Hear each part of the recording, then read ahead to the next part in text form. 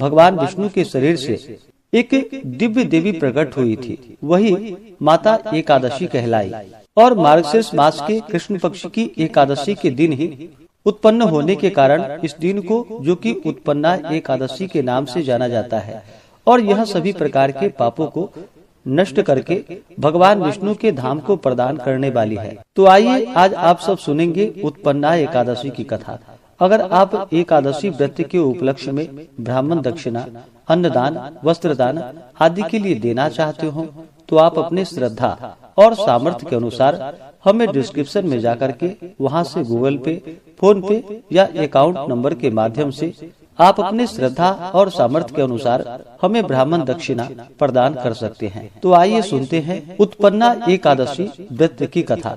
तो बोलिए प्रेम से भगवान विष्णु की जय, माता लक्ष्मी की जय, एकादशी माता की जय, सर्व देवी देवता की जय। एक बार शौनकादि 88,000 ऋषियों ने श्री सूत जी महाराज से पूछा कि हे भगवान, आप कृपा करके हम लोगों को एकादशी व्रत का महात्म्य सुनाइए।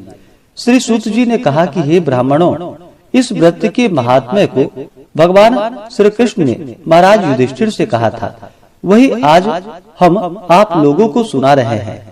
एक बार महाराज युधिष्ठिर ने भगवान श्री कृष्ण से पूछा कि हे प्रभु, एकादशी व्रत करने की क्या विधि है और उसे किस प्रकार करना चाहिए, उसका क्या फल है, आप कृपा कर यह सब मुझसे कहिए। पांडु नंदन का यह प्रश्न सुनकर भगवान श्री कृष्ण बोले कि हे राजन, एकादशी व्रत हेमंत ऋतु में मार्गशीर्ष कृष्ण एकादशी से प्रारंभ करना चाहिए। दशमी के दिन सूर्यास्त के बाद दंत धावन यानी कि दातून करे, इसके बाद फिर कुछ भी भोजन न करे। दूसरे दिन प्रातः काल नदी, तालाब या कुएं पर स्नान करे, शुद्ध हृदय से संकल्प करे। सर्वप्रथम मृतिका स्नान करे, अर्थात मिट्टी का चंदन इन मंत्रों के द्वारा लगावे। अश्वक्रांते, रथक्रांते, विष्णु क्रांते वसुंधरे, उदाधतासी वराहेण कृष्णेन शतबाहुना मृतिके हर मे पापम जन्मया पूर्व संचितम त्वया हतेन पापेन गच्छामि परमाम गतिम। इस प्रकार से मृतिका यानी कि मिट्टी की प्रार्थना करते हुए मिट्टी लगावे। तत्पश्चात स्नान कर व्रती पुरुष संकल्प करे और इस प्रकार कहे कि चोर, पाखंडी, मिथ्यावादी, अपवादी, देव द्विज निंदक, अगम्यगामी, दुराचारी, पराया धन हरणे एवं देव द्रव्य चुराने वाले पुरुषों का न तो आज मैं दर्शन करूंगा और न ही संभाषण उनसे करूंगा, और कदाचित ऐसा अवसर आ भी जाए तो उपरोक्त वर्णित दुष्टों का दर्शन या संभाषण करना पड़े। इस पाप के नाश के लिए सूर्य का दर्शन करे। स्नान करने के पश्चात धूप, दीप एवं नैवेद्य अर्पण कर भगवान का पूजन करे। इन कार्यों के करने में भक्ति दृढ़ एवं अविचल होनी चाहिए। रात में निद्रा एवं मैथुन का त्याग करे और नृत्य, गीता देकर रात्रि में जागरण करे। श्रद्धा भक्ति से परिपूर्ण हो, ब्राह्मणों को दान दक्षिणा दे और उनको प्रणाम कर अपनी भूलों के लिए उनसे क्षमा याचना करे। धार्मिक सज्जनों के लिए शुक्ल पक्ष एवं कृष्ण पक्ष की दोनों ही एकादशियां समान एवं पुण्यप्रद है। अस्तु जो भक्तजन नियम अनुसार दोनों एकादशियों का व्रत करते हैं, उसको जो पुण्य फल मिलता है, शुद्ध तीर्थ में स्नान कर भगवान का दर्शन करने का पुण्य फल उसके 16वें अंश के समान भी नहीं होता। व्यतिपात योग में संक्रांति में सूर्य एवं चंद्र ग्रहण के समय में कुरुक्षेत्र में स्नान करने का जो फल होता है, वह एकादशी के व्रत करने वालों को अनायास ही प्राप्त हो जाता है, अथवा अश्वमेध यज्ञ करने से 100 गुना अधिक पुण्य फल प्राप्त होता है। 1000 तपस्वियों को 7000 वर्ष भोजन कराने का धर्म पुण्य प्राप्त होता है। वेद, वेदांग तथा पुराण एवं सहस्त्र गोदान का जो फल प्राप्त होता है, 10 ब्राह्मणों के भोजन कराने के पुण्य फल से 10 गुना अधिक पुण्य फल एक ब्रह्मचारी को भोजन कराने में होता है और 10,000 गुना अधिक कन्या एवं भूमि दान देने से होता है और इससे 10 गुना अधिक पुण्य भूखे को खिलाने से होता है। अन्नदान करना अत्यंत ही महान एवं अनुपम पुण्य है। इसके प्रभाव से देव और पितर दोनों ही संतुष्ट हो जाते हैं और इसका संपूर्ण महात्म्य देवताओं को भी दुर्लभ है। नित्य व्रत करने का आधा फल एक मूल व्रत में होता है। तीर्थ करना तभी तक महत्व का है। दान एवं नियम भी तभी तक पुण्यप्रद है जब तक एकादशी का व्रत न किया गया हो। शंख द्वारा जल पीना वर्जित है। शंख द्वारा जल नहीं पीनी चाहिए। मछली एवं मांस भी नहीं खाना चाहिए। 1000 यज्ञ भी एकादशी की बराबरी नहीं कर सकती। इस प्रकार भगवान के कहने पर पांडु नंदन ने पूछा कि हे जनार्दन, आप इस व्रत को इतना सम्मान देते हैं और इसके फल को इतना महान बतलाते हैं, ऐसा क्यों? इसका क्या कारण है? अर्जुन का ऐसा प्रश्न सुनकर भगवान श्री कृष्ण ने कहा कि हे पांडु नंदन, सतयुग में एक मूर नामक महाबलवान दैत्य हुआ। उसने समस्त देवताओं को मारकर देवलोक से भगा दिया।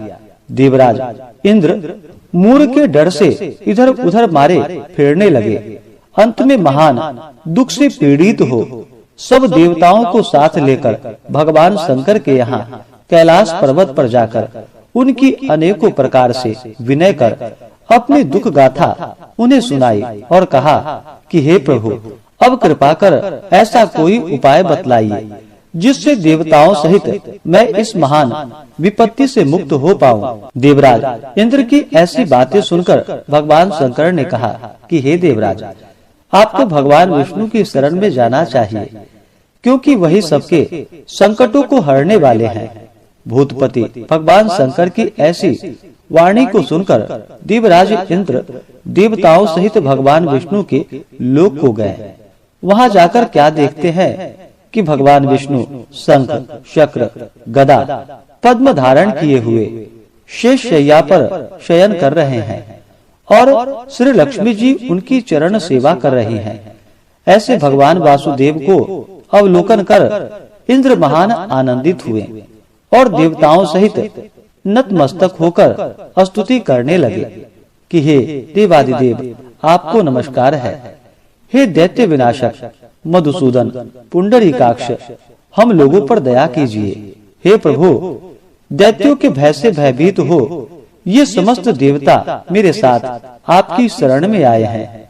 इनकी रक्षा कीजिए, इन्हें अभय कीजिए, क्योंकि आप ही जगदाधर, जगत को उत्पन्न करने वाले, पालने वाले एवं संहार करने वाले हैं तथा गौ, द्विज और देवों के हितकारी हैं। हे प्रभु, क्षितिजल पावक, गगन और शमीर सब आप ही हैं, क्योंकि आप ही संसार के रचयिता हैं। कहने का तात्पर्य यह है कि समस्त विश्व सर्वव्यापक, निर्गुण एवं सगुण आप ही हैं। आपके इच्छा बिना एक पत्ता भी नहीं हिल सकता। भगवान, आप घट घट व्यापी, अनादि, अगम्य एवं अतुलित बलशाली हैं। आप अशरण शरण, दीन हितकारी हैं। आप अनाथों के नाथ, सदैव अपने भक्तों के साथ हैं। हे भगवान, अब आपके बिना हमें त्राण देने वाला और कोई नहीं है। त्राहि माम, त्राहि माम, त्राहि माम, रक्षा करो। हे प्रभु, रक्षा करो। हम लोग आश्रयहीन, कटी हुई गुड्डी के समान इधर उधर मारे फिरते हैं। अस्तु, हमें अभय दान दीजिए।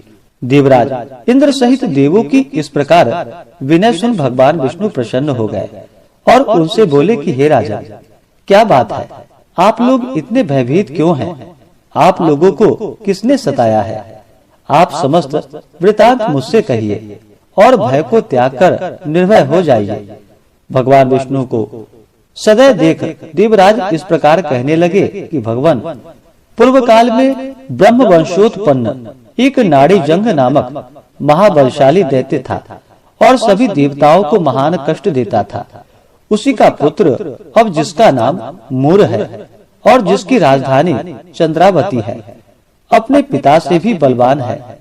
अपने अनुपम बल और अलौकिक तेज के कारण संपूर्ण विश्व पर विजय कर देवताओं को देवलोक से निकाल दिया है और सभी देवताओं का स्थान स्वयं ही ग्रहण कर लिया है।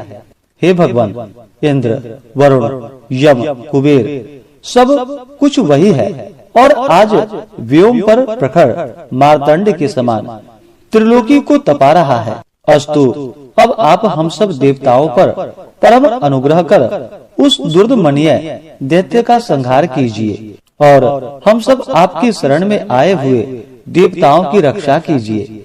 भगवान विष्णु इंद्र के मुख से उसका अत्याचार सुनकर क्रुद्ध हो गए और रोष पूर्वक इंद्र से बोले कि देवराज, घबराओ नहीं, शीघ्र ही मैं उस दुष्ट का संहार करूंगा।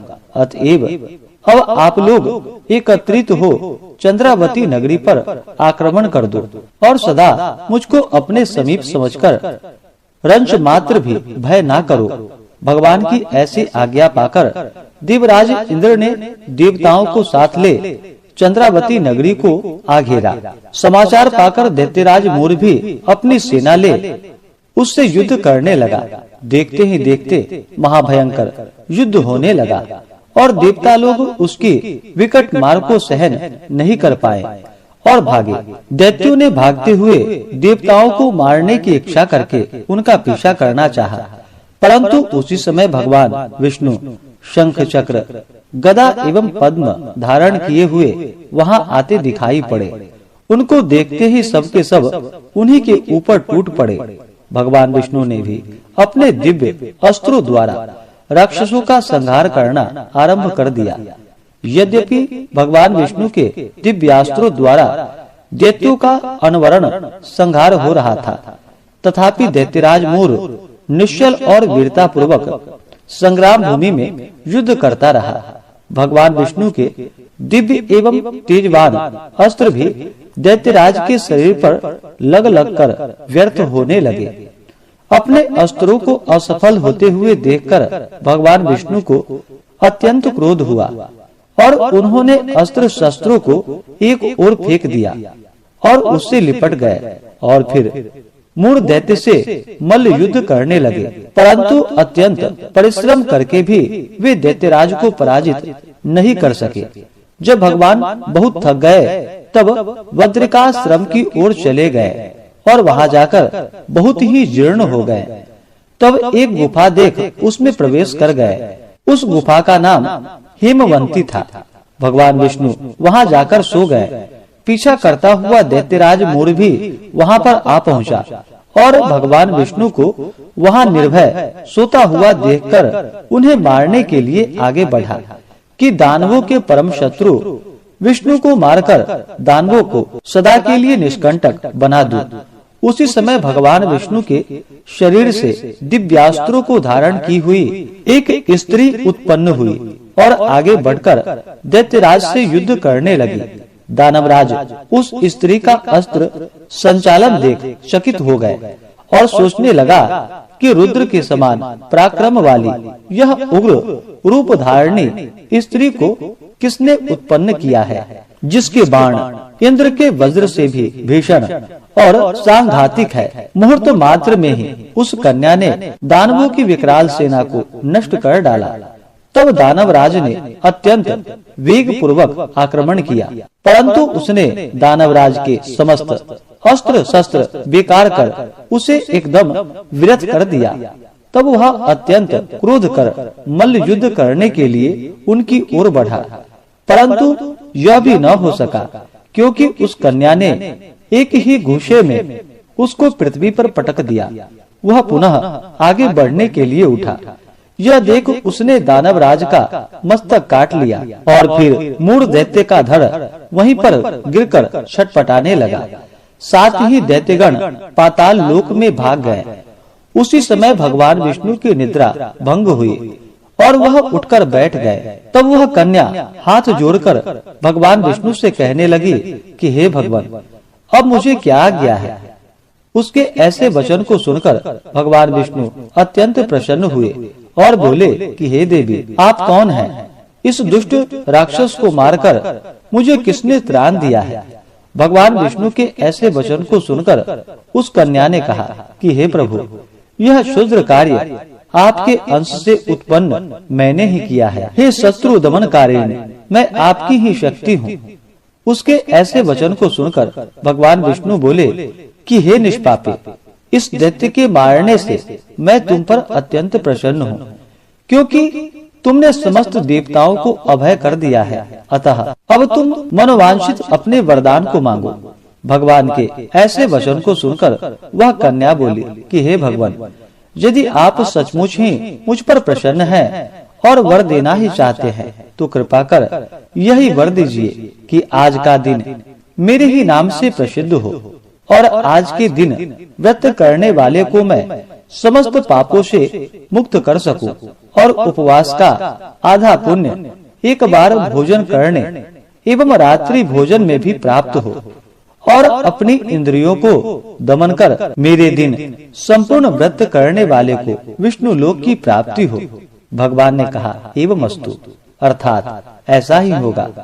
तुम एकादशी तिथि को उत्पन्न हुई हो, अतएव तुम्हारा नाम भी एकादशी ही होगा और एकादशी व्रत करने वाले के सारे पापों को नष्ट कर मैं परम पद दूंगा, क्योंकि तृतीया, अष्टमी, चतुर्दशी और एकादशी तिथियां मुझे अत्यंत प्रिय है। इस प्रकार वरदान देकर भगवान विष्णु अंतर ध्यान हो गए और एकादशी मनोवांछित वर पाकर अत्यंत ही प्रसन्न हुई।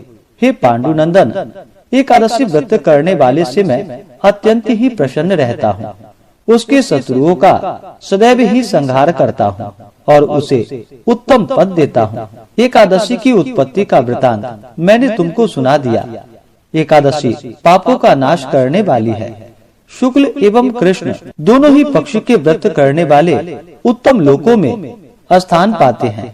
एकादशी का व्रत करने वाले एवं भगवान विष्णु की एकादशी व्रत महात्म्य की कथा को सुनने और सुनाने वाले दोनों ही धन्य हैं। उनको अश्वमेध यज्ञ का फल अनायास ही प्राप्त होता है। जो परम वैष्णव हैं और भक्ति पूर्वक भगवान विष्णु की कथा को श्रवण करते हैं, वे अपने 3 कोटि पुरुषों के साथ विष्णु लोक में स्थान को पाते हैं। तो बोलिए प्रेम से भगवान विष्णु की जय। एकादशी तिथि प्रारंभ समय जो कि 25 नवंबर 2024 दिन सोमवार रात्रि 1:04 और एकादशी तिथि की जो समाप्ति है वह 26 नवंबर 2024 दिन मंगलवार रात्रि 4:35 यानी कि 27 नवंबर की तड़के सुबह 4:35 पे एकादशी तिथि की समाप्ति है। यानी कि 27 नवंबर सूर्योदय से बहुत पहले ही एकादशी तिथि समाप्त हो रहा है। तो ऐसे में सभी भक्तजन 26 नवंबर 2024 दिन मंगलवार को एकादशी का व्रत धारण करेंगे। वैष्णवों को द्वादशी युक्त एकादशी व्रत करने के लिए कहा गया है, लेकिन द्वादशी तिथि की जो समाप्ति है वह 28 नवंबर को सुबह 6:25 पे द्वादशी तिथि की समाप्ति है। ऐसे में